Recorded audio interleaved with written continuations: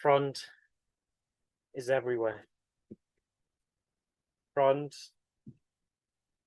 is everywhere. So just turn your fucking head. Hello. Hello. Today we are dancing with Benjamin Pohlig. Yeah, we've been dancing together for a long time. You've been very influential on me. So this is a fantastic opportunity to go into your dance where it is today. So you want to introduce yourself a little bit, tell people what you think is relevant? Yeah, first of all, same Peter. You've always been very influential and inspiring to me. And I'm Benny, he, him. And I'm originally from Berlin, but I studied abroad. It's actually also where the two of us met, in the UK. And then I also studied in Belgium. And then returned to Berlin to work there as a freelancer for a couple of years. I guess both as a choreographer and a performer. And then I have moved to Sweden with my partner in 2019 to join Kullback as a full-time dancer, and been there for about 3.5 years. And I'm now back in the free field, kind of transitioning from one place to another, geographically that is. And yeah, I think that's it. I think I kind of added to, like, considering myself, I always find it difficult to know what to call myself. So for sure, I'm a performer and a dancer. I'm also a maker, choreographer, whatever you want to call it.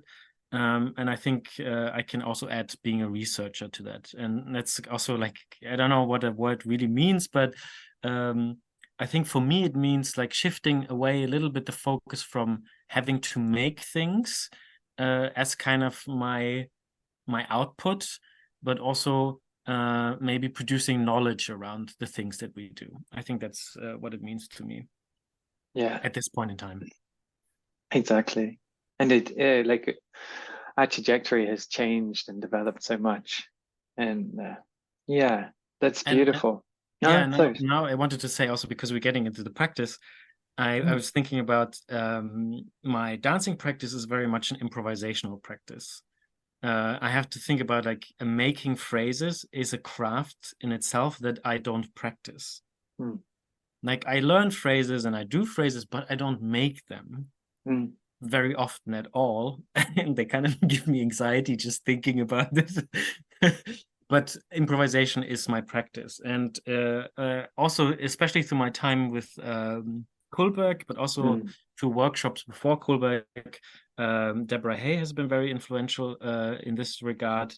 And with Deborah Hay, a lot Janine Durning, who's an incredible artist and mediator. And in that context that I met her, the mediator of, and in a way also translator of Deborah's practice into the studio, because she was the rehearsal director at the time that I was at Kullback, and she was rehearsing Deborah's work with us. And then there's other names, because we talked about it a little bit in that other episode you invited me to, the social fabric. Other people that have influenced me and keep inspiring me are for sure Thomas Howard, with kind of the aspect of instant group composition, and also the workshops and teachings that I've attended of Rosalind Crisp. And now I'm ranting a little bit. Maybe you have a question, but no, it's what I think is really very nice. Interesting. What connects all these people for me very strongly, Deborah, Rosalind, and Thomas, are that their approaches to improvisation offer you a tools to generate movement and to kind of alleviate the burden of having to come up with movements in yourself. I mean, you're still the generator and the origin of movement, but in a way you're giving yourself tasks that externalize these, or externalize a little bit the thinking process, or the having to come up with it in the spot. Yeah. It'd be great if we could like find a name for that. Today I was actually teaching contact impro, and I feel like that is one of those containers, in fact, helps one uh, which helps one find creative solutions to a problem. You're in this practice of following the point of contact and trying to resolve how is the weight being shifted, and how is my structure and my body moving with that, and so on.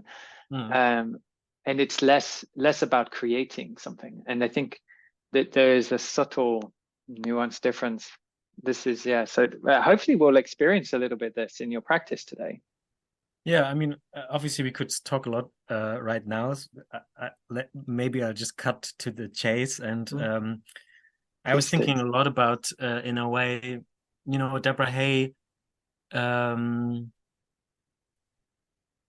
in the way that I understand her practice, it really kind of doesn't even give you tasks, or maybe the task is to attend to questions, and these questions aren't really necessarily resolvable. But they're not just questions; they're also instructions.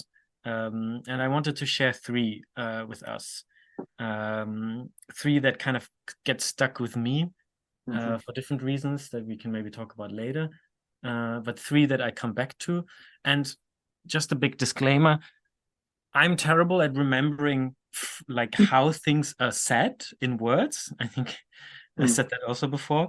So these are me paraphrasing questions or instructions that Deborah shares, and also Janine shares with us in the studio. I mean, could we also describe this as maybe a clear example of the oral tradition that exists in our field? Yeah. And clearly, I'm very bad at the oral tradition. Well, let's see. But hopefully it emphasizes stuff. To my defense, I was talking to Deborah once, and I was saying, when I do your practice, and she's like, Benny, you're not doing my practice. You're doing your practice. And I'm like, okay. So I feel like I'm allowed to butcher it a little bit. But I also feel very bad for it. Yeah. So but go ahead. What are the questions? There's three. So there's one question technically and two instructions. All right. Okay. And let's I don't know if you need to ask questions for understanding, but I say the first instruction is ready, shoot, aim. Ready, shoot, aim. Okay. The second one is the question: what if where I am is what I need? What if where I am is what I need? Is what I need. Yeah. What if where I am is what I need? And the last one is also an instruction. It's kind of a classic Deborah Hay. And I'm curious to see what it kind of does to you and kind of generate to you afterwards. Is just the good old turn your fucking head. So we got ready, shoot, aim. What if where I am is what I need? And turn your fucking head. Yeah, great. No, that's super clear. Yeah. And I think like there's a lot to like try to wrap your head around already before you start, but actually that's the practice. Like, what do these things mean in my moving? And I think I can maybe, because that's part of the practice often with Deborah and Janine, is to, during practice, reiterate the instructions verbally, or repeat the questions. This is something that you do yourself while practicing if you were alone. But and I've not really done that before, but I could, while we do it, from time to time, just repeat the questions. For both of us. And maybe for the people, if they do follow at home or are listening at home, they have the possibility maybe to read in the show notes or the episode notes. I will list these three statements / questions so that they can return to them when they need. And also what I like as well is there's an invitation not to go anywhere. So people who are listening also have the opportunity perhaps to practice this where they are. I mean, maybe you want to find a little bit more space to move, but yeah, this is a great practice for anyone anywhere. And we're actually at home. We're on Zoom at the moment. This is the first time we do an episode on Zoom, so this will be also fun to experience what it means to practice together via Zoom again after so long since the pandemic. Yeah. And I mean also I'm gonna go up on the terrace in order to have space. So yeah, choose a space where you have room to move. To turn your fucking head. But you don't to turn your fucking head. But you don't need so much if you realize that you turn your fucking head. No. But wait, I suggest we do this for 20 minutes. Yeah. How long? 20 minutes. So yeah. Ready, shoot, aim. What if I am? What if where I am is what I need? Is what I need. Turn your fucking head. Great. 20 minutes. Let's do it. All right. See you in a bit. Front is everywhere. Front is everywhere. So just turn your fucking head. Cool. So I think we're back. So we're just going to reflect a little bit. How was this for you? Do you want to maybe start us off by sharing a little bit how the practice was for you today? Yeah, it's quite nice. A lot going on. I had to think. One thing I had to think about is that I twisted my ankle this summer on a hike, and it wasn't so bad to twist. But when dancing, I realized, oh, this is the first time I'm really dancing since, and I feel it. It's not bad, but you know, like how your body reminds yourself of things. You kind of already had forgotten, you had already moved on, and I was like, actually this is still ongoing. And dancing is also so much a way of being physical that puts your body at a very particular kind of positions and movements and transitions. So that's something that just came up, and it was kind of nice also to just acknowledge, oh, okay, so this is still healing, but it's healing really well. And this is part of me, and this is why I am. This is what I need. Ha ha ha. And then I thought it was kind of interesting for me also to, like I said before, I think a lot of the questions I take with me in my dancing, but I don't verbalize them to other people. It was kind of interesting to do that. Yeah. And then also to experience what other things come up again. You know, like when I say, oh, I can't remember all these things, I do remember them, but they are somewhere in the body. They're not in the forefront of my brain where I can just pick them out. They're somewhere deeper. They're sedimented deeper in the body. So when the dancing starts, then it actually came also out. So it's interesting. There was things like you repeated what if you spoke about cells.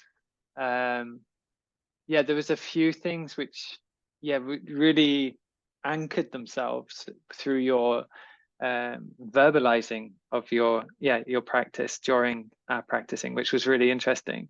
Was there anything that struck you that came up that feels really relevant?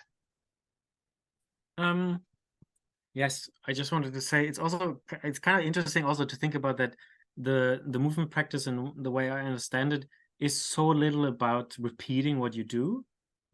Like the movements you do, you don't repeat them, but the verbal instructions are repeated. So the kind of the practicing, you know, the rehearsal or the repeating over time is in the questions and instructions that then have their kind of flow in the body as movement. Just to acknowledge that there's both something that always kind of is elusive, but also something that's always there. and kind of anchoring. And then I chose also these three instructions and questions for a reason that we can get into. Okay. But one thing that I also, while dancing and instructing you verbally and myself, obviously, because these questions are not, or instructions are not to you, they're also to myself and my Yeah. dancing. I had to think of something that Deborah also talks about a lot, is that letting the body be my teacher. And I could really feel that also. I was like, yeah, here, this is my body teaching me. Yeah, especially with the injury, maybe. Yeah, but yeah, totally. A lot with the injury, and also just with like what comes out of my body is informative to my dancing. Like, it's like, oh, my body is the dancer. I don't have to make a dance. It already has a dance. Yeah. And it's more about learning to listen to it, or learning to hone it, and to let that teach you. Yeah, so many things. Like I get really excited by it. So thank you so much for giving this space. And actually, it speaks for me a lot to motivation. Like the act of getting into movement and doing. And I was sort of struck by this. I'd love to ask you a bit about that, like of the doing, because you spoke a bit about improvisation being your practice over choreographing, and I wonder if there is something in this as well which lends itself to doing, and especially because the not repeating didn't seem explicit, at least when you shared the practice at the beginning, and I'm curious. Do you feel it as an explicit instruction or task that you're with, or is it something else that is a result of the practice? It's not an instruction. It's not a no-go. And I think Yeah. that's kind of something also quite interesting, that when one works with Deborah, she still makes choreography. So there is a tension between like what the practice does and teaches you, and how it refreshes and informs your dancing, and then there's a choreography. And that's something else, because there you might have to repeat something. Yeah. And maybe it's a score that you're repeating, maybe it is a movement that you're repeating. What I think is interesting about and that's where kind of the turn your fucking head comes in, is that the practice invites you to look at a movement always differently. So even if you're doing a repetition, it's never repetition. No, I mean, it's also this idea of like repetition and reiteration, repetition and difference. Like, can we really repeat something the same way? So if you're doing and it's also about keeping engaged and questioning, not questioning, but keeping observing and attending to what you do, even if it is repetitive. If you're doing the same movement, can you spot how it is different from each other? How each repetition maybe introduces or is just different, maybe even in time, not necessarily in the execution, but just like it's at a different time because time has just passed. And these things. So I think it is more about a kind of noticing rather than a strict thing of like, you shouldn't repeat what you're doing. Yeah. And, you know, like also with Deborah working with Kohlberg, which has this tradition of coming from ballet into like, I don't know what you would call it, neo-classical ballet or modern ballet, and then into kind of contemporary dance. There is bodies that are trained balletically in ballet. And she was interested in that also. She was also interested in forms coming up. But that's, again, looking at it from a choreographic perspective. Yeah. But I think like, I don't think that the practice is exclusive of form. Yeah. But if we talk more subjectively, I think that was definitely something that was coming up for me. Was I tend to, it was interesting because I tend to, in my own practicing of improvisation, I tend to hold back from producing. right? Like I have a tendency to work in a way where, and maybe this is highlighting something in my own practice that I'm working on or trying to figure out, but I feel like I am holding back from producing forms and stuff. And whereas in this, there is an explicit drive to produce. And I felt that in the turn your fucking head, because you turn your head and it produces the activity of do something, do something. Don't sit too long in something. Turn your fucking head. And then also maybe a ready, shoot, aim, which has also like the order of the words is clearly intended to present shooting, going, acting before planning, right? The aim is at the end. So you're ready, do it, and sort of thing. And then, so those two are in that realm I was thinking of, like, of acting. And then the what if where I am is what I need. This speaks to a more complacency of not needing to go anywhere, that you are already situated in something that is already ready. And there's something about this sandwich of like instructions that you chose that really facilitates both a produce. I mean, maybe produce is the wrong word, but like move, you know, put yourself into dance, and at the same time be with it. Don't worry about it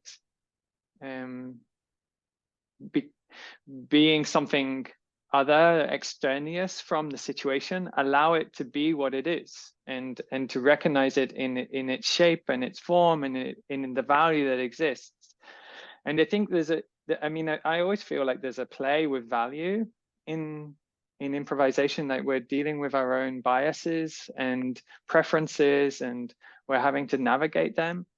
In here, there feels like there's a real sandwich. And I think the thing that really strikes me, and maybe this is where I'm going to hand over, is like, you said, you listed the things and you said, oh, I felt almost directed specifically at me, like when you introduced the turn your fucking head, you said, oh, I'm really interested to see how that affects you. And I was like, oh, is there something about my practice where I'm not turning my head, in the sense of, because I think I have a relatively good practice of awareness of the spine and backwards and using the head. I don't think you were speaking maybe to that, or I'm asking, are you also speaking to this quality that I'm struggling with in my own practice of trying to avoid or remaining too much in the what if this is it? What is this is where I need to be type place? Yeah, and I guess the question is also around value. Like how are you experiencing these different shifts? Because your fucking head is really quite strong. It's not a light statement. And when it was repeated, as you did, it really drives home, like, do it.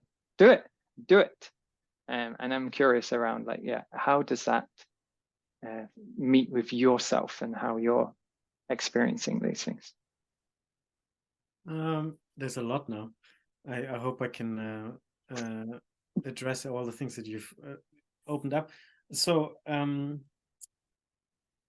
of it was like aimed at you personally. Okay. that was not. I have no judgment to your dancing. I think it's just because I chose these things also because they speak to me. So I'm interested to hear how other people take them. So, for example, ready, shoot, aim. I remember taking a workshop with Deborah in London, and I remember, and this is why this still does that for me. This thing of like you say, the order is different, so you kind of you're going for it. It asks you to just go for it. And I remember really strongly in the workshop is also that, there was no warm-up. The practice is the thing. So Deborah, it's 10 o'clock, and Deborah goes, let's go for it. Whatever you do, call it your dance. And I felt that personally is so incredibly liberating, because I feel like I was somehow through my training always approaching dance so preciously. Oh, what do I have to do? What are the conditions I have to fulfill? What boxes do I have to tick before I can start dancing? I have to do a warm-up. What does this warm-up consist of? Do I have to sweat? Do I have to sense around? Do I have to, I don't know, like feel my spine? And only then I can dance. And for me, this ready, shoot, aim is this like, go for it. Whatever you do, call it your dance. Yeah. Is also a little bit like, I almost feel a bit like, this question of like improvisation and set choreography. Am I an improviser? Maybe like I want to say I'm just a dancer, and like what I'm doing is dancing, and I want to call it dancing, even if it is improvisation or if it's choreography. So that's like still this like a ready, shoot, aim for me, and also today it's very much this reminder of like, oh yeah, I can just go for it. The dance is just like it's just at the cusp of my fingers. Like I don't have to be precious about it. I just grasp it, and then I'm in it immediately, and then I'm doing it, and then I'm learning from it, and then I'm then it's like doing its thing. So that's one thing. And turn your fucking head, I also had to think about while doing it and while saying it, because I hadn't said it to people before, that I don't know where the fucking comes from. I don't know why, and I also don't know if it's like, is it, you could say it so many different ways. You could say like, turn your fucking head. Why aren't you doing it? Or you can see it also more as a kind of that's how I felt today when we were doing it. It's like, oh, actually the fucking is also like, isn't it also a little bit ridiculous what we're doing? It's a bit taking away again the kind of brevity and gravity and weight of the instruction. It's not turn your fucking head. It's like, turn your fucking head, like whatever. Just do it. Yeah. Just do it. Don't worry It's about not it. a big deal. That's how I felt the words today, very strongly. I don't know where the fucking comes from. Like, when was it in there? And I also said like, oh, turn your head. And I'm like, oh, but is it? Then it's just an instruction. But if it's like your fucking head, just turn your fucking head. It's not a big deal. There's something about that. And it is also for me just an invitation to refresh, to catch myself when I'm holding on to something, when my dancing has become an idea. And I think that's where the like, turn your fucking head is just like, oh, just turn away from it. Just invite the sensual and visual realm that you inhabit, the world, into your dancing by turning your head. And while we were doing it, I also had to think that turn your fucking head, I think, is related to front is everywhere, another instruction of Deborah's. Yes. Which is just this idea of like, we are so trained as dancers to address a front. And because we're doing it on Zoom, and I started instructing, I was like, oh, I'm actually addressing the camera. But the front is everywhere. To decenter the frontality that is in our training, just to understand that it is part of our training. Not to say you can't do that. It's not a value. I think that's where also your question of like value comes. It's not a judgment. Like, front is a very effective address, but it's a choice, and we also have everything else. We also have the sides and the back and the up and the down. So what if front is everywhere? It is also, I mean, now I said it as an instruction. You could say all these also as a what if, as a question. What if you turned your fucking head? What if you were ready, shot and aimed? What if front is everywhere? So it's not, I mean, it's always tricky, I think, with like a teaching and with oral histories and instructions, that these things can become precious. But I don't think they're meant to be. Like, they are meant to be no, tools definitely. to inquire. I mean, there's a relationship to dogma, and I feel it in your introduction of yourself and where you are with dance when you were speaking about choreography and improvisation, and also in this. And I think what becomes really apparent for me is it's this sort of sliding scale. It's not that one must reject dogma outright. It's more of a, how do we dance with that, and how do we make it useful for what we need? How do we make it playful? This sense of, it's super generous to be cared for or carried or instructed by someone else. Like that was really telling and motivating in the proposal, and hopefully people feel that at home as well, is that by offering this conversation and reiterating these tasks again, and having our conversation around it right now, it provides the legitimacy to do it, but also on a sliding scale, because how you ready, shoot, aim, or how you are with what is needed, or how you turn your fucking head, it's sort of it plays with that, those types of those dogmas that form, because, or maybe dogma is the wrong word, but these concepts and structures and values that we start to hold and become precious to us, because it's useful, right? Like they're also useful.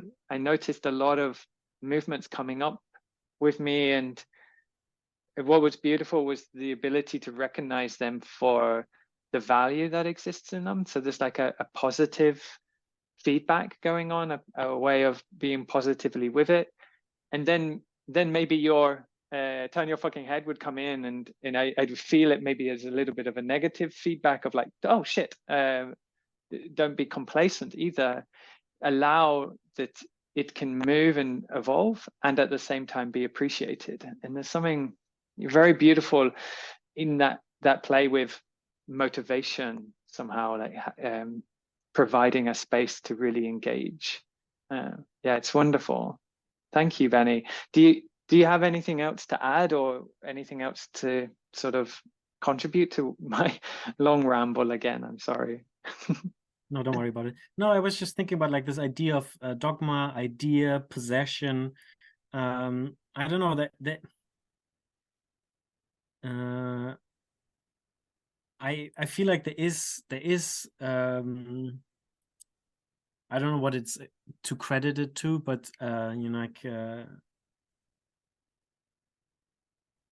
I think Deborah has this book, My Body is My Buddha. Yeah, she does, yeah. But I also think that she would say that she's not a Buddhist. And I don't personally really know Buddhism as a practice or a religion well enough. But for example, there's also something like, when is something a religion and when is something a practice, like a spiritual practice? Like there's this thing of like, we want to hold on to something because that also gives us security, and it makes us know where we are, or we think we are. Yeah. But I think what this movement practice does to me is to kind of just ask myself, do I know where I am? Or has where I am already changed again? Without attaching value to it. And not also to let everything go and not lose myself. Because I think that's what I also realized in having to verbalize instructions, is that there is something to hold on to. Like maybe the movements are flowing through you, and the sensations, and the place where you are is changing. So where you are is changing, so what you need is maybe changing, but it is also anyway always what you need where you are. But so there is this tension between like the verbal questions and instructions are also an anchor, but an anchor that is pulling through the ground and constantly changing its position, I think. And it's a little bit like what you were calling the sandwich. I think it's just like it's like you want to have tools that you can fall back on in order to keep your dancing alive. Oh, so much is coming up.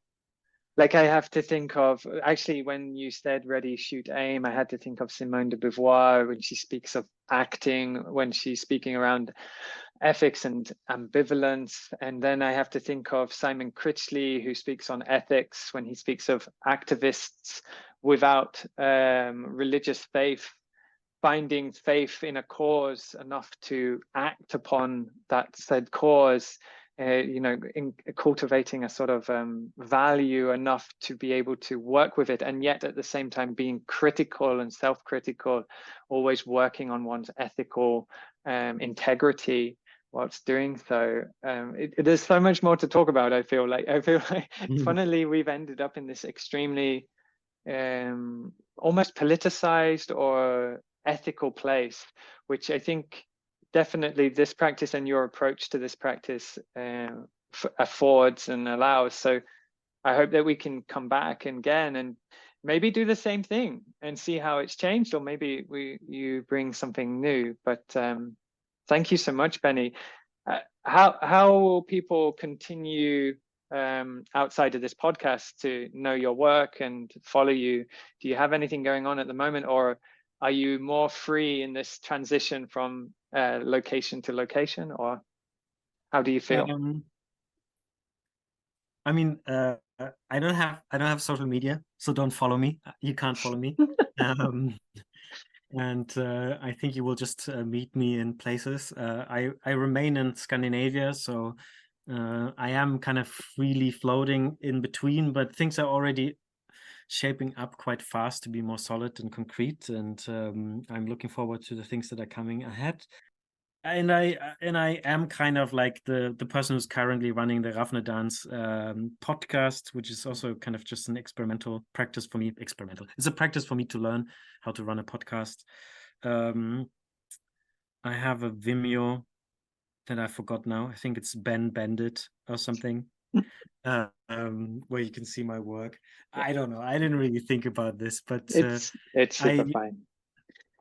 I think the more important thing is to tell our listeners that you're approachable, and if they are interested in your ideas or in what you're doing, it's possible to reach out to you and speak to you, because yeah, you're a great asset to my life and my practice and my work. So thank you. Thank you, Peter. Great, Benny. We'll see you next time. Yeah, ciao. Thanks for having me. Front is everywhere. Front is everywhere. So just turn your fucking head.